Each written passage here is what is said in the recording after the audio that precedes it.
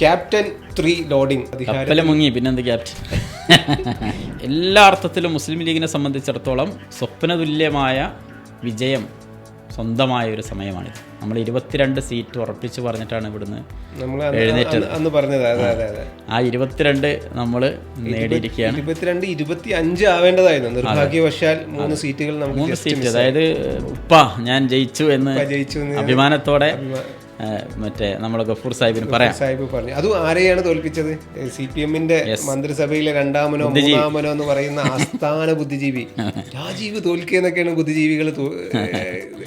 അവർക്ക് മനസ്സിലായി, അവർക്ക് ഇലക്ഷൻ കഴിഞ്ഞപ്പോൾ മനസ്സിലായി, അവരത് വിലയിരുത്തി. മന്ത്രിമാരിൽ ആദ്യം തോൽക്കാനുള്ളത് വി അബ്ദുറഹ്മാനാണ്. അവിടെ വന്ന് പാടാത്ത പിന്നെ സെലിബ്രിറ്റികളില്ല.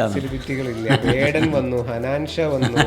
ഹനാൻഷ ഇപ്പൊ റിസൾട്ട് വന്നപ്പോ UDF-ന്റെ അവർക്കൊക്കെ കുറച്ച് പൈസ ഉണ്ടാക്കാൻ പറ്റി. അല്ല, ഹനാൻഷ റിസൾട്ട് വന്നപ്പോ UDF-ന്റെ സ്ഥാനാർത്ഥികളുടെ കൂടെയാണ് സെലിബ്രേറ്റ് ചെയ്യുന്നത്. വനിതകൾക്ക് തോൽക്കുന്ന 2 സീറ്റ് കൊടുത്തു എന്നാണ് എല്ലാവരും പറഞ്ഞത്. കാരണം ഇവർക്ക് ഈ ഫാത്തിമ തഹ്ലിയ ആരാണെന്നോ അവരുടെ ഒരു കാലിബർ എത്രത്തോളം എന്ത് പൊതുസമൂഹത്തിന് അത്രത്തോളം അറിയില്ലായിരുന്നു. നമുക്ക് പാർട്ടിക്കകത്തുള്ളവർക്ക് UDF-നകത്തുള്ളവർക്കൊക്കെ അറിയാമായിരുന്നു. പക്ഷെ നമ്മൾ അന്ന് തന്നെ പറഞ്ഞു, മുസ്ലിം ലീഗിന്റെ ആദ്യത്തെ വനിതാ MLA നമ്മൾ എഴുതപ്പെട്ടു എന്ന് പറഞ്ഞു. ഈ പ്രചരണത്തിനൊക്കെ നേതൃത്വം കൊടുത്ത പിന്നെ ഒരാളോട് കൂടി നന്ദി പറയാനുണ്ട്, നമ്മളെ MV നികേഷ് കുമാർ. നമുക്ക് സെപ്പറേറ്റ് ഒരു പറയാന്നാ തോന്നുന്നത്. അത്രത്തോളം പറയാനുണ്ട് അദ്ദേഹത്തിന്റെ ഗുണങ്ങൾ.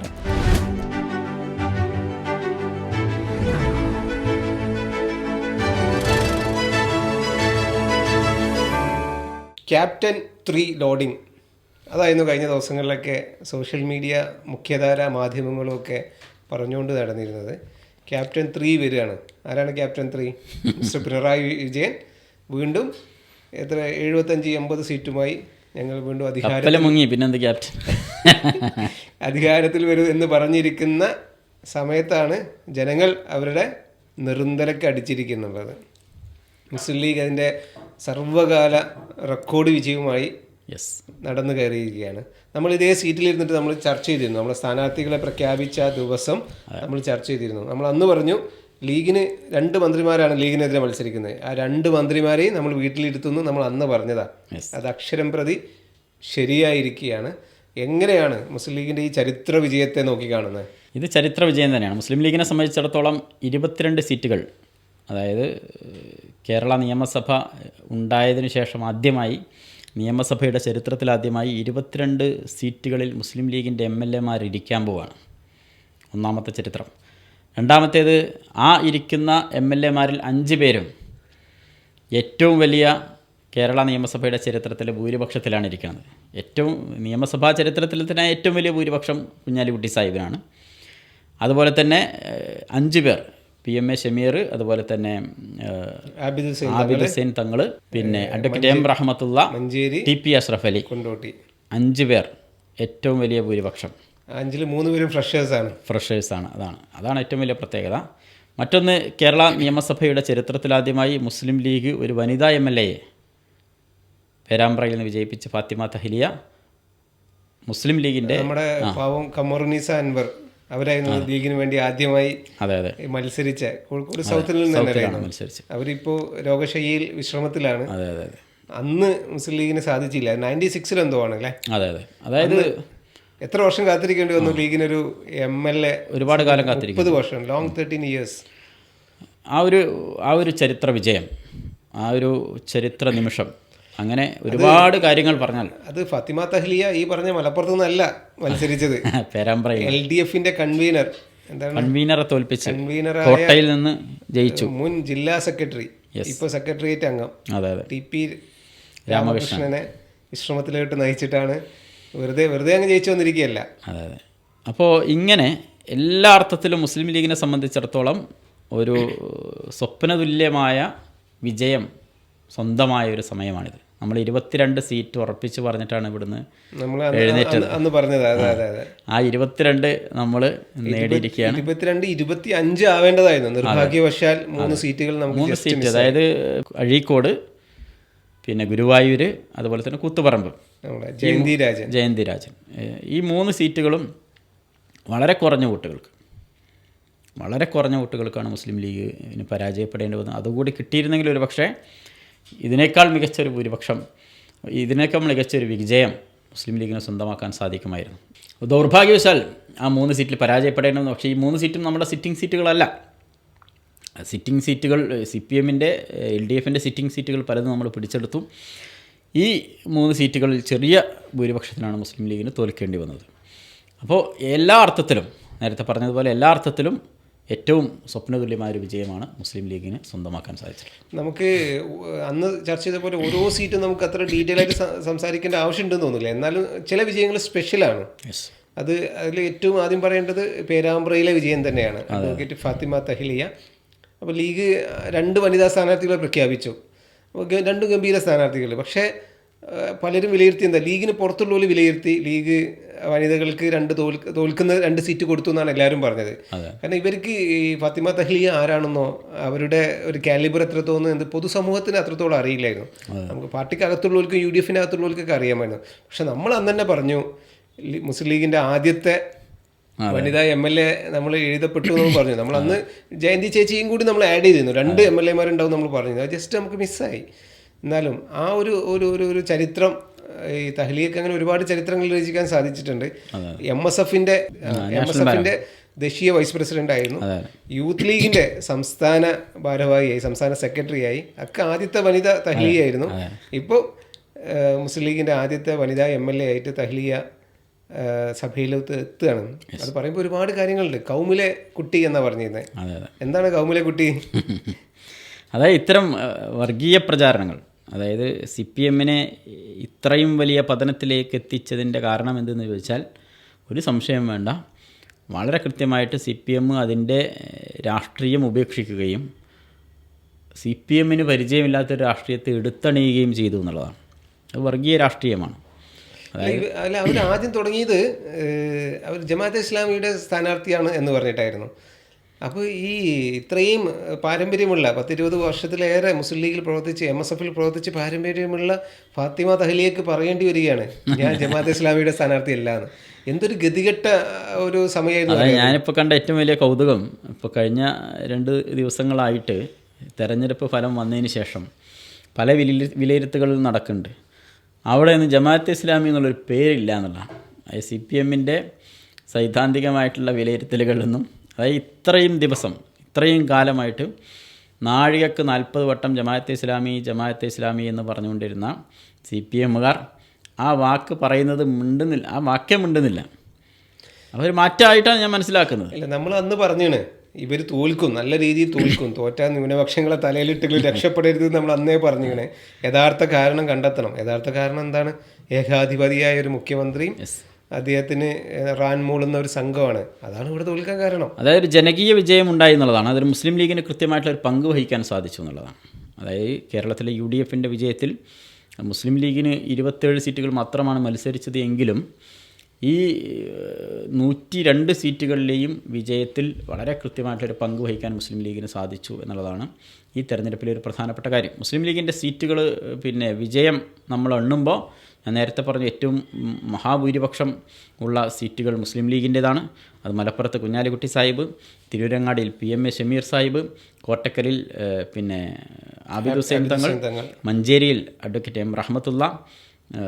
അല്ല, റഹ്മത്തുള്ള സാഹിബിനെ പറയുമ്പോൾ നമുക്ക് ജസ്റ്റ് ഒന്ന് പറഞ്ഞു പോകാൻ തോന്നുന്നു. അദ്ദേഹം നമ്മളെ കൂടെ ഈ സീറ്റിലിരുന്ന ഒരാളാണ്, നമ്മൾ പോഡ്കാസ്റ്റിൽ വന്ന ഒരാളാണ്. അദ്ദേഹം അന്ന് പറയുന്നുണ്ട്, ഞാൻ എൻ്റെ 28ാമത്തെ വയസ്സിലെന്തോ CPIക്ക് വേണ്ടി മത്സരിക്കാൻ തുടങ്ങിയതാണ്. ബനാത്ത് ബാല സാഹിബിനെതിരെ ലക്ഷക്കണക്കിന് വോട്ടുകൾക്ക് തോറ്റു തുടങ്ങിയതാണ്. തോറ്റ് അവസാനം ഏതോ സിനിമയിൽ പറയുന്ന മാതിരി അഴകിയ രാവണിൽ പറയുന്നുണ്ട്, വെറുപ്പിന്റെ അവസാനം കുട്ടിശങ്കരനോട് തോറ്റ് അവസാനം വലിയ വിജയം, ഒരു വിജയം റഹ്മത്തുള്ള സാഹിബിന് ഉണ്ടായപ്പോൾ അദ്ദേഹത്തിന്റെ ലൈഫിൽ ഒരിക്കലും മറക്കാൻ പറ്റാത്തൊരു വിജയം ആയി മാറിയത്. അതുപോലെ കൊണ്ടോട്ടിയിൽ TP അഷ്റഫ് അലി, പിന്നെ കന്നി മത്സരമാണ്. അതെ വള്ളിക്കുന്നിൽ TV ഇബ്രാഹിം. വള്ളിക്കുന്നിൽ ഒരു ഞെട്ടിക്കുന്ന റിസൾട്ടാണ്. ഞെട്ടിക്കൽ ബിരിയാണി എന്നൊക്കെ പറഞ്ഞ പോലെ വള്ളിക്കുന്ന് അങ്ങനത്തെ ഒരു ഭയങ്കര ലീഗിൻ്റെ ഒരു കോട്ടയായ സ്ഥലം ഒന്നുമല്ല. പെരുവള്ളൂരും മൂന്നിയൂരും നല്ല പക്ക ലീഡ് കൊടുക്കുന്ന സ്ഥലങ്ങൾ ഉണ്ടെന്നുണ്ടെങ്കിലും പക്ഷേ നല്ലൊരു റിസൾട്ടാണ്. 50,000-ന് മുകളിൽ കടന്ന ഭൂരിപക്ഷങ്ങളാണ്.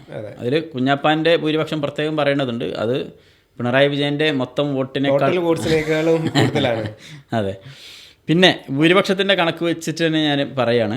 അതായത് മങ്കടയിൽ അലി സാഹിബ് അവിടെ മുസ്ലിം ലീഗിൽ നിന്ന് ഒരു പിന്നെ ഒരു കുന്നത്ത് മുഹമ്മദിനെ കുന്നത്ത് മുഹമ്മദിനെ അത് കുന്ന് കയറിപ്പോയി. ലോറി കയറിപ്പോയി, ലോറിയായിരുന്നു ചിഹ്നം. അതെ അല്ലേ, 45,000-ലധികം വോട്ടിനാണ് അവിടെ വിജയിച്ചത്. ഏറനാട്ടിൽ PK ബഷീർ സാഹിബ് ഓരോ തെരഞ്ഞെടുപ്പിലും പിന്നെ ഭൂരിപക്ഷം വർദ്ധിപ്പിക്കുന്ന ആൾ. PK ബഷീർ സാഹിബ് 4ാമത്തെ ഊഴാണത്. സാധാരണ പാർട്ടി 3 ഊഴം എന്നൊക്കെ പറയാറുണ്ടായിരുന്നു. പാർട്ടി ഇളവ് കൊടുത്ത ഒരാളാണ് PKP ഫസ്റ്റ് മത്സരിക്കുമ്പോൾ 11,000 അദ്ദേഹത്തിൻ്റെ ഭൂരിപക്ഷം. ഏറനാട് ഒരു ഫൈറ്റിംഗ് സീറ്റായിരുന്നു. അൻവറൊക്കെ വന്ന് മത്സരിച്ച സമയം ഓർമ്മയുണ്ട്. അങ്ങനെ ഒരു ഫൈറ്റിംഗ് സീറ്റിനെ ലീഗിൻ്റെ ഒരു കോട്ട പോലുള്ള സ്ഥലമാക്കി മാറ്റി എന്നുള്ളതാണ്. പ്രിയങ്ക ഗാന്ധിക്കും രാഹുൽ ഗാന്ധിക്കൊക്കെ കിട്ടുന്ന രൂപത്തിലുള്ള ഒരു ഭൂരിപക്ഷത്തിലോട്ട് PK ബഷീർ എത്തി. അതൊരു ജനകീയ അംഗീകാരമാണ്. 41,000 വോട്ട്. അതെ അതെ. കൊടുവള്ളിയിലാണ് അതുപോലെ തന്നെ പിന്നെ അടുത്ത ഒരു ഭൂരിപക്ഷം, അതായത് PK ഫിറോസ്. അതെ, കൊടുവള്ളിയിൽ കോഴിക്കോട് ജില്ലയുടെ ചരിത്രത്തിലെ ഏറ്റവും വലിയ ഭൂരിപക്ഷം. അതേപോലെ തന്നെ കൊടുവള്ളി പറയുമ്പോൾ നമുക്ക് UDF കഴിഞ്ഞാൽ അതിൻ്റെ മുമ്പത്തെ തവണ നഷ്ടമായതാണ്. MA റസാഖ് മാഷ് ജസ്റ്റ് 500 വോട്ടിന് പരാജയപ്പെട്ടു. ആ പരാജയപ്പെടുത്തിയ ആളും ഇന്നിപ്പോൾ UDF കാരാട്ട് റസാഖ്. അതിനുശേഷം മുനീർ സാഹിബും വിജയിച്ചത് ജസ്റ്റ് 6,000 വോട്ടിനാണ്. ആ 6,000-ൽ നിന്നാണ് 36,000-ലോട്ടുള്ള വലിയ ജമ്പാണ്. PK ഫിറോസ് കഴിഞ്ഞ തവണ പരാജയപ്പെട്ടത് അവിടെ അല്ലാന്നുണ്ടെങ്കിലും ജനങ്ങൾ അദ്ദേഹത്തെ ഇരുകൈയും നീട്ടി സ്വീകരിച്ചു എന്നുള്ളതാണ് ആ റിസൾട്ട്. 30-ന് മീതെ കടന്ന ഭൂരിപക്ഷങ്ങളിൽ ഏറ്റവും പ്രധാനം പെരിന്തൽമണ്ണയാണ്. യെസ്, പെരിന്തൽമണ്ണ നമ്മൾ വിശകലനം ചെയ്തപ്പോൾ ഞാൻ പറഞ്ഞിരുന്നു, എല്ലാ MLA-മാരും തിരഞ്ഞെടുപ്പാവുമ്പം പ്രത്യേക വർക്ക് തുടങ്ങും. നജീബ് കാന്തപുരത്തിന് തിരഞ്ഞെടുപ്പാകുമ്പോൾ പ്രത്യേകിച്ചൊന്നും ചെയ്യാനില്ല.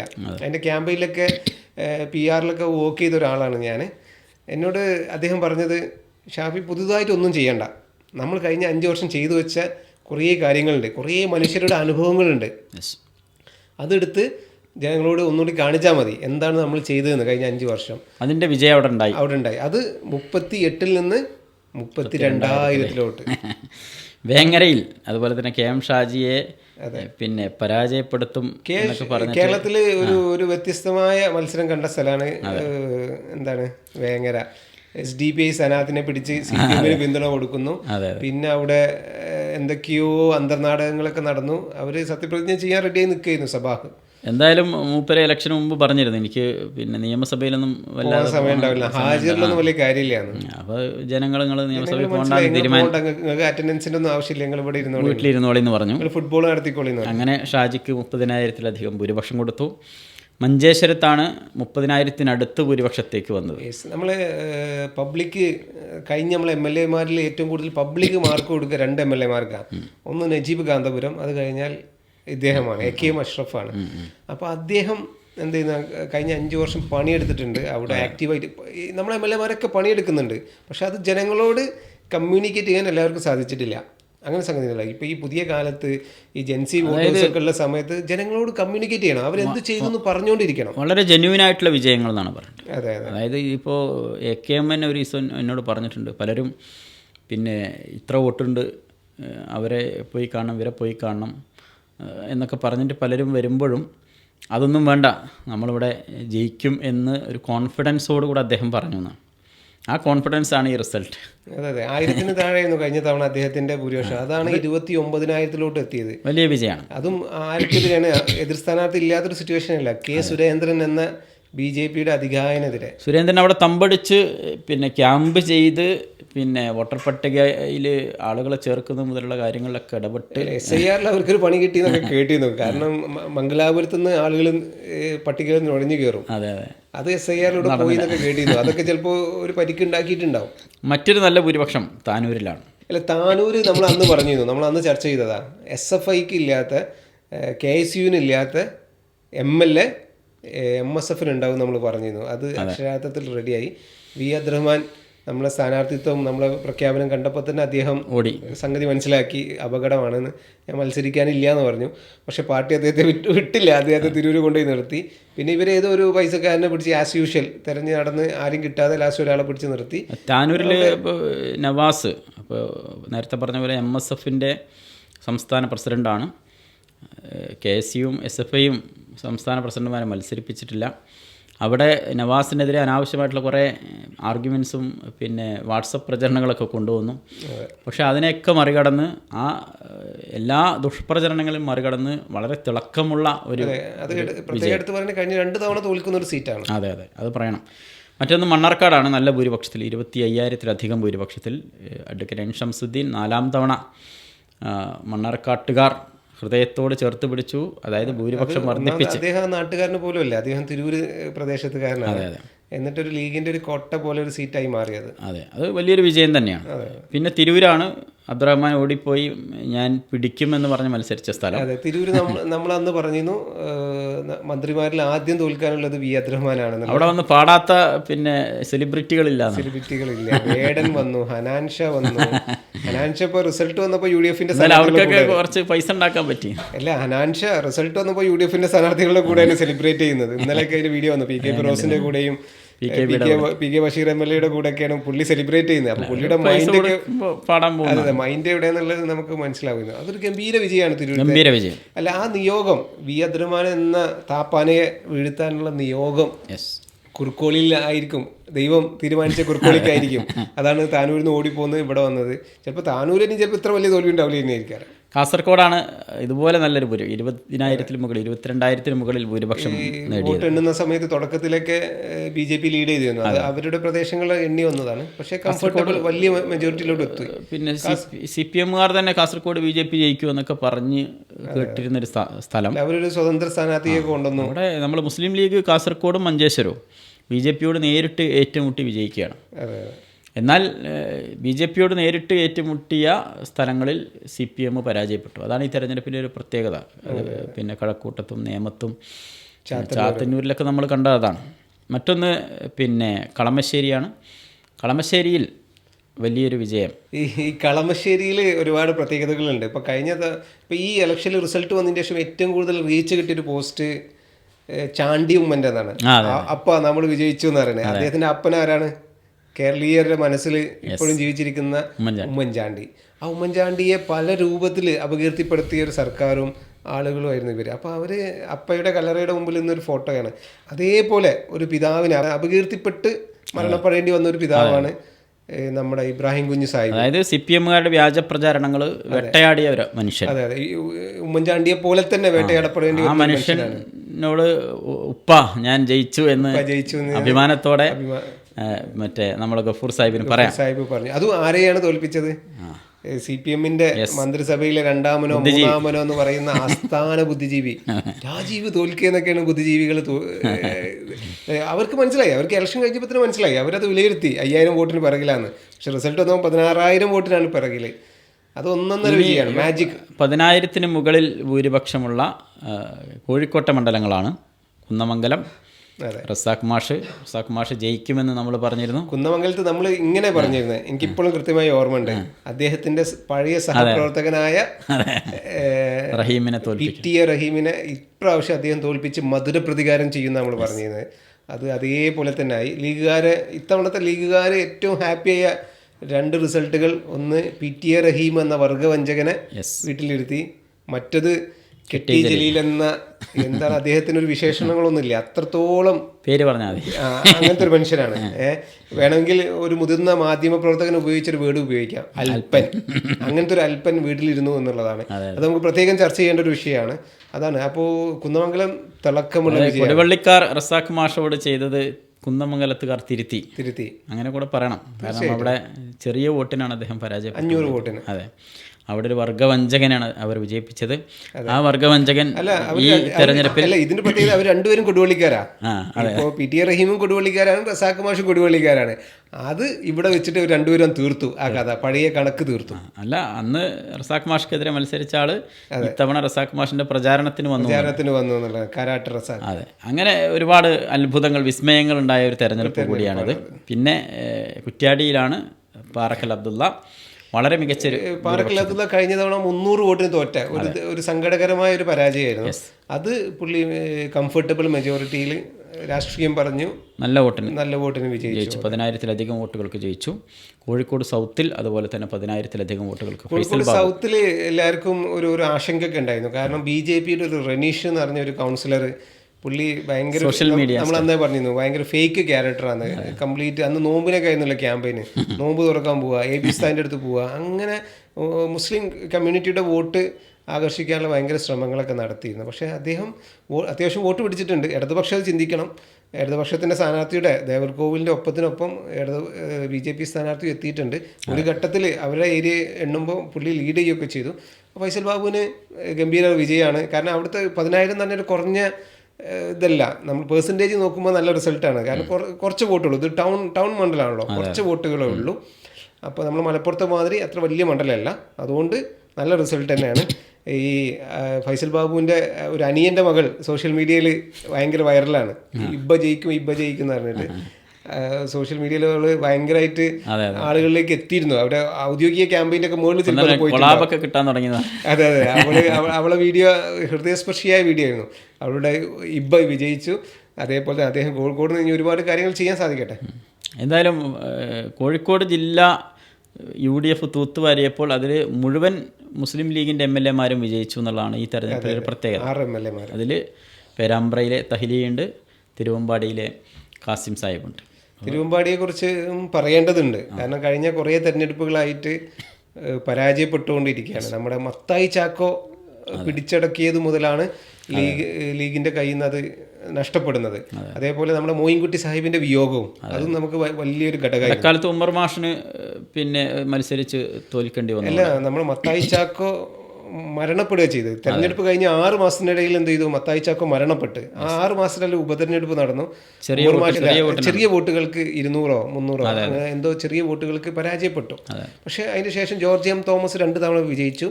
അതിനുശേഷം ലിൻഡോ വന്നു. അപ്പോൾ അവിടെ ഒരു നരേഷൻ ഉണ്ടായി. ഒരു ക്രിസ്ത്യൻ കമ്മ്യൂണിറ്റി എന്നുള്ള ഒരാൾ മത്സരിച്ചാലേ ഇനി അത് UDF-ന് തിരിച്ചു പിടിക്കാൻ കഴിയൂ എന്നുള്ളൊരു നരേഷൻ വന്നു. കോൺഗ്രസ് അത് നമ്മുടെ കയ്യിൽ നിന്ന് തിരിച്ചു വാങ്ങാനുള്ള ശ്രമങ്ങൾ നടത്തി. പക്ഷെ അവിടുത്തെ പ്രാദേശിക നേതൃത്വം ഉറച്ചു നിന്നു.